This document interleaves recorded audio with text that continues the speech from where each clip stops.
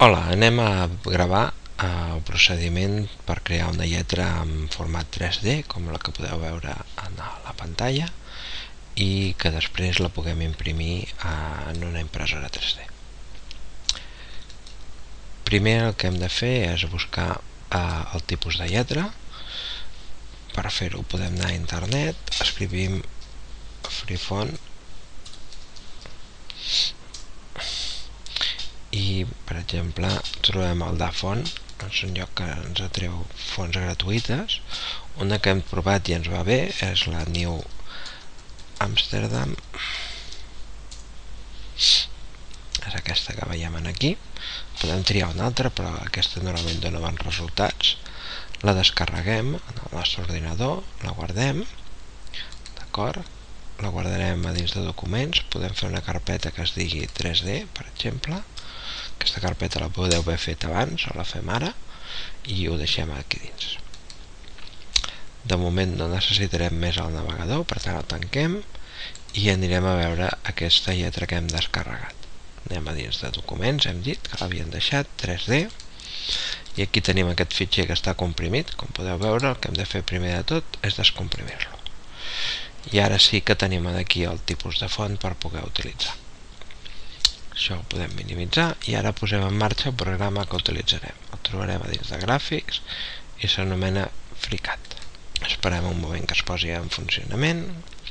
Té aquest entorn i és el que utilitzarem. Primer de tot farem un treball nou, per tant creem un document i el que farem és escriure la lletra.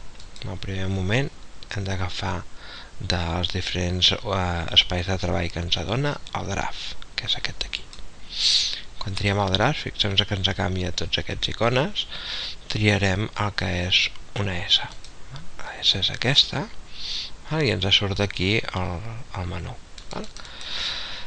Aquí la situem en el punt 000, per tant escrivim 3 zeros i ara és important que hem de prémer un Enter perquè ens surti la següent opció. Ens diu quina lletra volem escriure, per exemple jo vull escriure una S, ens diu l'alçada que ha de tenir, triem una alçada de, per exemple, 15 mil·límetres, el tracking el deixem a 0, si es volgués desplaçat, i ara aquí ens diu que triem el tipus de font. L'hem descarregat abans, per tant hem de prémer en aquests puntets. En aquests puntets aquí hem d'anar a documents, hem dit, l'hem deixat a 3D, a dins de New Amsterdam, i tenim aquí el tipus de font. I ja tenim el tipus de lletra, la lletra nostra representada i posada en aquest punt d'aquí. Aquesta lletra és, com veurem, sense cap tipus de volum. El que hem de fer és agafar i donar-li un cert volum. Per fer-ho hem de canviar aquest entorn de treball que tenim aquí, per tant tornarem a obrir aquest menú i triarem l'opció de Part. Aquí ja ens surten diferents opcions per poder-li donar un volum. La que nosaltres utilitzem és aquesta, per donar-li el tipus de volum, posa que és un extrude. D'acord? Seleccionarem la lletra, cliquem a l'extrude i li donarem una alçada de 4. Això és el len, és l'alçada que nosaltres volem que tingui, li diem aplica, fixem que ja s'incrementa, li diem OK i ja tenim la lletra nostra amb un volum. D'acord? El que hem d'aconseguir ara nosaltres és posar-hi una anella. D'acord? Doncs ara anem a construir el que és l'anella. Per fer l'anella ho farem mitjançant 2 cilindres, el restarem un de l'altre per tenir el forat. Doncs fem primer el nostre cilindre, fem un cilindre, està situat aquí, sembla que és de 2 mil·límetres de diàmetre. Si anem aquí en el cilindre, mirem a data, fixem que és de 2 mil·límetres i 10 d'alçada. Com aquest serà el que ens farà de forat, el podem deixar d'aquesta manera. Farem un segon cilindre, aquest segon cilindre ens hem de fixar aquí que tinguem data i el que haurem de fer és canviar-li el radi. Li posarem un radi de 4. i l'alçada li hem de posar la mateixa alçada que tenia la lletra, que hem dit que era de 4. D'acord? I ja tenim aquí aquests dos cilindres.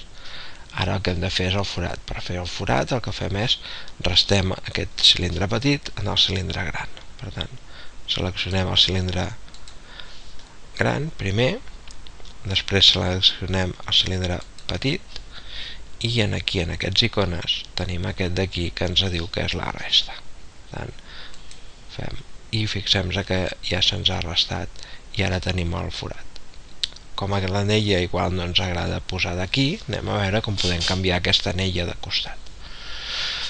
Per fer-ho hem de visualitzar la lletra, per exemple així. Ara seleccionarem el que és l'anella, que és aquí el cut, i on te posa la posició, que posa placement, hem d'agafar i modificar-ho. Venim aquí al costat, que hi ha els puntets, l'obrim, i aquí, mitjançant una rodeta o les fletxetes, podem agafar i anar movent aquesta anella de costat. Per exemple, la podem pujar fins a aquest punt d'aquí. Ens adonem que la lletra és una mica gran, per tant potser l'havíem d'haver fet una mica més petita. La deixem aquí i l'únic que hauríem de modificar és quan hem fet l'alçada de la lletra. Per últim, el que fem és ajuntar tots aquests objectes, els ajuntarem tots per poder-se d'alguna manera després imprimir correctament. Els seleccionem tots tres amb la check aquesta shift, la fletxeta que hi ha cap amunt, i aquí tenim l'opció que ens permet ajuntar tots aquests objectes en un sol objecte. Tarda un cert moment i ens ha quedat aquí fusionada. D'acord? Ara el que fem és guardar-ho, tenim aquí el disquet per guardar-ho, anem a dins de la carpeta 3D, li posarem el curs, per exemple, quart D, i el nostre nom. Ho guardem, i també el que farem és agafar aquí aquest fitxer i exportar-lo, que serà el que haurem d'enviar. Anem a fitxer, exportem. A dins dels formats d'exportació nosaltres hem de buscar un que és el format STL, que és el format en què es guarden pràcticament tots els objectes que es volen imprimir amb 3D. Aquí posarem el mateix nom, em dic quadre D i el nostre nom. I després per correu electrònic haureu d'enviar aquest fitxer. D'acord? Si enviem aquí, haureu d'enviar aquests dos fitxers per correu electrònic. I fins aquí l'explicació.